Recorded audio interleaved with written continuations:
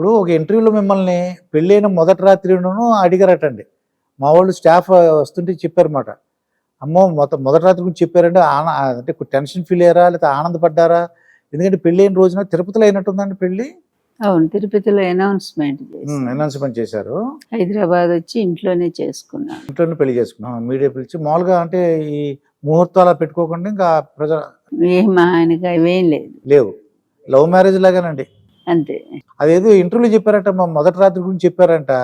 నేను స్టన్ అయిపోయాను. అంటే కొద్దిగా టెన్షన్ ఉంటది. ఎందుకంటే అంత మహానుభావుడు నన్ను పెళ్లి చేసుకోవడానికి ఉండుంటది టెన్షన్‌లో మేడం గారు అని చెప్పాను నేను. నేను అట్లా ఎప్పుడు చెప్పలేదు. వాళ్ళు అట్రాక్షన్ కోసం క్యాప్షన్ పెట్టారు అట్లా. అది మొదటి రాత్రి అలా అని. ఇప్పుడు మొన్న మా బావగారు ఒక ఆయన చనిపోయారమ్మా. మేము అసలు ఎక్స్పెక్ట్ చేయలేదు. మామూలుగా ఇది చూడగానే వీక్ అయిపోయారు, అలా పడిపోయారు అంతే అండి. అయ్యో! అలాగా ఆయన పేరు సోమయ్య గారు అన్నమాట, మా అక్కయ్య గారి హస్బెండ్. అలాగా మేము అసలు చక్కగా కూర్చుని మాట్లాడుకునేవాళ్ళం, అన్ని శుభ్రంగా ఉండేది. సడన్ గా ఆయన చనిపోయారు అన్నమాట. మీకు ముందు రోజు అయినా మన ఎన్టీ రామారావు గారి గురించి అయినా అంటే కొద్దిగా వీక్ గా ఉన్నారు, కొద్దిగా ఇబ్బందిగా ఉంది, అలాగేమైనా అనిపించిందా అమ్మా? అదే ఆ రోజు బ్యాంకులో డబ్బు ఉంది కదా, ఈయన సింహగర్జన సదస్సు చేయాలని నెహ్రూని పిలిపించారు విజయవాడలో సభ ఏర్పాట్ల కోసం. సరే దానికి ఇంత ఖర్చు అవుతుందని లెక్కలేస్తే ఓ 30 లక్షల దాకా అయ్యేటుందన్నారు. బ్యాంకులో ఈయన పేరుతో డబ్బు ఉంది కదా, పార్టీ పేరుతో, ఆ డబ్బు తీసుకురమ్మని చెక్ ఇచ్చి పంపించారు. ముందు రోజు జరిగింది ఇది, 17వ తారీఖు జనవరి 17. ఈయన వెళ్తే ఇది వార్త వాళ్ళు బ్యాంకు వాళ్ళు, చంద్రబాబు అప్పుడు ముఖ్యమంత్రి కదా, ఆయనకి ఇన్ఫార్మ్ చేశారు.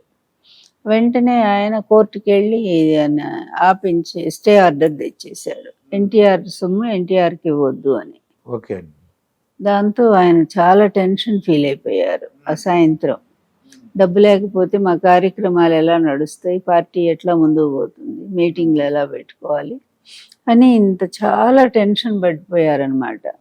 అది ఆ టెన్షనే తెల్లవారేసరికి ఆయన హార్ట్ అటాక్ వచ్చేసింది. అంటే సుమారుగా ఎంత ఉందమ్మా డబ్బులు? దాంట్లో ఒక 2 కోట్లలో ఉంటారంట. అంత కూడా లేదనుకుంటా అండి, 70-80 లక్షలు ఉండి 70-80 లక్షలు ఉంది. దాంట్లో 30 లక్షలు ఖర్చు పార్టీ గురించి. ఆ రోజుల్లో ఆ డబ్బు అంటే చాలా పెద్దది కదా అండి. అసలు నిజంగా అమ్మా, నేను అన్నాను కదా, కానీ ఆయన ప్రజల మనిషి అమ్మా.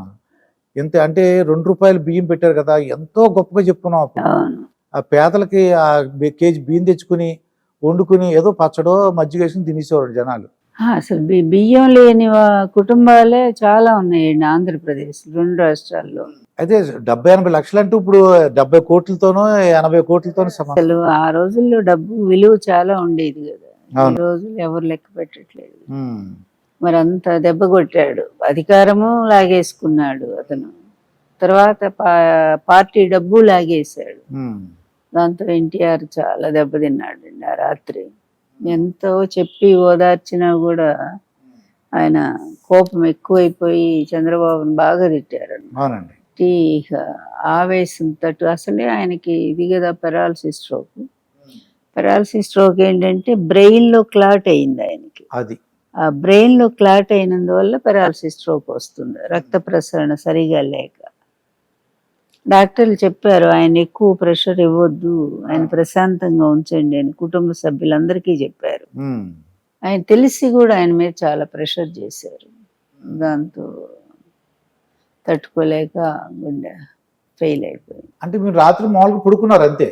అంతే, మామూలుగానే. అక్కడ అన్నయ్య రోజు వస్తారు, మోహన్ రెడ్డి అన్నయ్య, పార్టీ ఆయన మినిస్టర్గా చేశారు. ఆయన ఒక్కడనే ఎన్టీఆర్ గారు బాగా ఇష్టపడతారు. అంటే భోజనం మాతో పాటు భోజనం చేసే అవకాశం ఆయనకి ఉంది. ఆ రోజు కూడా ఆయన మామూలుగా వచ్చారు, 9:30 దాకా ఉన్నారు. తర్వాత ఇదే అప్పటికే ఎన్టీఆర్ దించాడు కదా చంద్రబాబు, అతని గురించి చెప్పుకున్నారు. సరే ఆ రాత్రి నాతో కూడా మాట్లాడారు, మనం ఇక వెళ్ళిపోదాం జనంలోకి, మనం వెళ్ళి ప్రజలకి ఏం జరిగిందో వాస్తవాలు చెప్దాము. నేను క్యాసెట్ చేయించాను అల్లుడు మీద, జామాత దశమగ్రహ క్యాసెట్. ఇవన్నీ కూడా మనం ప్రచారం చేయాలి, వీడి దుర్మార్గాన్ని అరికట్టాలి అని చాలా ఆవేశంగా మాట్లాడుతూ నేను చెప్పాను. ఎందుకంటే ఆవేశపడొద్దని నచ్చ చెప్పడానికి ప్రయత్నం చేశాము. అయినా బాధ ఉంటుంది కదండి, అది పోగొట్టుకున్న వాళ్ళకి తెలుస్తుంది కదా. కష్టపడి పార్టీని పెట్టి 9 నెలల అధికారాన్ని తెచ్చుకుంటే పార్టీ లాక్కుండే, జనంలో తిరిగి ఆ వయసులో కూడా మరి అధికారం తెచ్చుకుంటే అధికారం లాక్కుని, ఉమ్. చివరికి ప్రజలు ఆయన మీద ప్రేమతో ఇచ్చిన డబ్బును కూడా లాక్కుని. ఇది ఎక్కడైనా జరుగుతుందా ప్రపంచంలో? ఒక్క ఎన్టీఆర్ గారికే జరిగింది ఈ దురదృష్టం. అయితే పడుకోవడం మాత్రం రాత్రి పడుకున్నారు, పక్క పక్కనే పడుకుని ఉంటారు. ఇద్దరం కలిసే పడుకున్నామండి. 3 గంటలకి మామూలు రోజు 3ంటికి మెలకు లేస్తాం కదా. నాకు ఆ రాత్రి కడుపులో నొప్పి అండి, బాగాలేదు, నాకు నడుము నొప్పులు కడుపులో నొప్పి ఉంటే నేను లేటుగా పడుకున్నాను అనమాట. లేటుగా పడుకుని ఆయనేమో పడుకొని నిద్రపోయారు 10ంటికి. లేటుగా పడుకునేసరికి నాకు 3ంటికి మెలకు రాలి ఆ రోజు. కానీ ఆయన లేచి ట్రెడ్మిల్ చేస్తున్న సౌండ్ వినిపించింది నాకు. ట్రెడ్మిల్ చేస్తున్నారు? ట్రెడ్మిల్ చేసే సౌండ్ వినపడింది. అప్పుడు నేను లేచాను. లేచి చూస్తే నా పక్కన పడుకొని ఉన్నారు. వచ్చి పడుకొని ఉండొచ్చు బహుశా.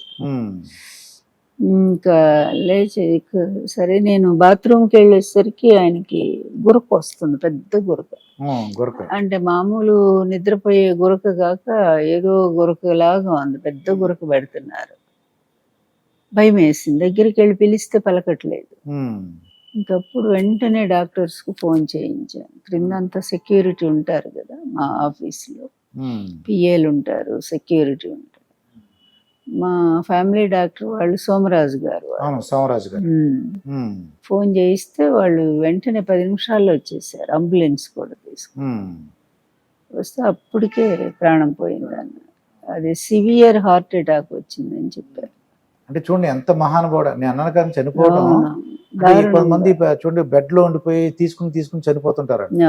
ఏం లేదు, అసలు పోరాడుతూనే చనిపోయారు. అది నాకు. మీరు థ్రెడ్మిల్ కూడా చేస్తుంటారు, వచ్చి కొద్దిగా నొప్పి వచ్చి వచ్చి పడుకుండిపోయి ఉంటారమ్మా. పోరాడుతూ చనిపోయారు. మహాయోధుడు అంటే ఆయనే నిజంగా. దేవుడు కొంచెం ఆయుష్ ఉంటే ఆయన సక్సెస్ అయ్యేవారు. ఈ దుర్మార్గులకు బుద్ధి చెప్పి ఉండేవారు కదా అని బాధపడుతూ ఉంటాను. అంటే కొంతమంది పుకారు ఏంటంటే అమ్మా, మీకు తెలిసిందో లేదో విషయం, ఎన్టీ రామారావు గారు కొంతమంది దగ్గర పిలిచి నేను లక్ష్మీపార్వతి గారిని చీఫ్ మినిస్టర్ చేద్దాం అనుకుంటున్నాను నేను అని చెప్పినట్టు పుకారండి. అది నిజమా కాదో నాకు తెలియదు. అబద్ధం లేండి, అది అన్నీ కూడా అబద్ధం. ఎప్పుడు ఆయన నోటి వెంట రాలేదు, నా నోటి వెంట రాలేదు పదవి అనేది, ఎప్పుడు రాలేదండి. అసలు నాకు ఎప్పుడు ఇంట్రెస్ట్ కూడా లేదు రాజకీయాల మీద. నేను ఎన్నోసార్లు ఖండించాను కూడా వార్తల్ని, ఎన్నోసార్లు ఖండించాను. అలా చేయాలనుకుంటే నేను ముందు మంత్రి పదవి తీసుకొని ఉండొచ్చు, లేదంటే ఒక ఎమ్మెల్యే కంటెస్ట్ చేసి ఉండొచ్చు. అవును, ఆ ఇంట్రెస్ట్ లేదు, ఎందుకు వద్దని చెప్పాను నేను. అట్లా ఆయనకి అదేమి లేదండి. ఇప్పుడు ఒక దుర్మార్గం చేయటానికి 100 కారణాలు సృష్టించుకుంటారు కదా. ఆ మహానుభావుని కూల్చాలంటే ఆయన భార్యని బూచిగా చూపించాలి. ఎన్నో అబద్ధాలు వాళ్ళు నా చుట్టూ అల్లారు, అందులో ఇది ఒకటి. అంతే. ఒక ధర్మపీఠం అని ఒక దానికి ప్రోగ్రామ్కి వెళ్ళారని మేము టీవీలో చూసాం. అందరూ జనవరి అనుకుంటుంది, ఇప్పుడు ముందు రికార్డ్ చేసి ఉంటారండి. అది ముందు రికార్డ్ చేసి ఉంటారు. అది వస్తే అందరూ ఆశ్చర్యచకితులు అంటారు కదండి. మన సతీష్ ఇప్పుడు ఉన్నాడుగా, సతీష్ బాబు. అవును, journalist dairy journalist Satish Babu. అతను ఫోర్స్ చేశాడు వచ్చి. ఎలా ఒప్పుకున్నా, ఎలా ఒప్పించాడని. అదే అసలు ఎళ్ళంటే ఎళ్ళన్నారు. ఈయన చాలా మందికి వేశారు, నేను రాను అన్నారు. కానీ ఆయన భలే రిక్వెస్ట్ చేశాడు సతీష్ బాబు.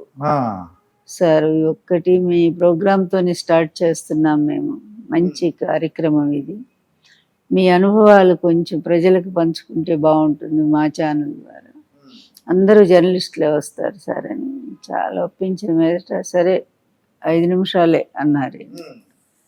సరేనన్నాడు అబ్బాయి. ఇంకప్పుడు వెళ్ళాము, నేను కూడా వెళ్ళాను. నేను కూడా జర్నలిస్టులో కూర్చున్నాను. ఓకే అండి. కింద జర్నలిస్టులో మీరు కూడా కూర్చున్నారు. కూర్చొని నేను కూడా ప్రశ్న వేసాను.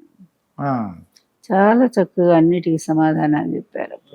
మీరు వేసిన ప్రశ్న ఏంటమ్మా అది? ఒకసారి ఇప్పుడు మీ భార్యే మీ పదవి పోవటానికి కారణం అని అందరూ అంటున్నారు కదా, మరి మీ భార్యని సమర్థిస్తున్నారా?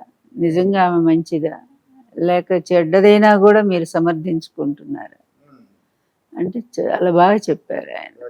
చెప్పారు.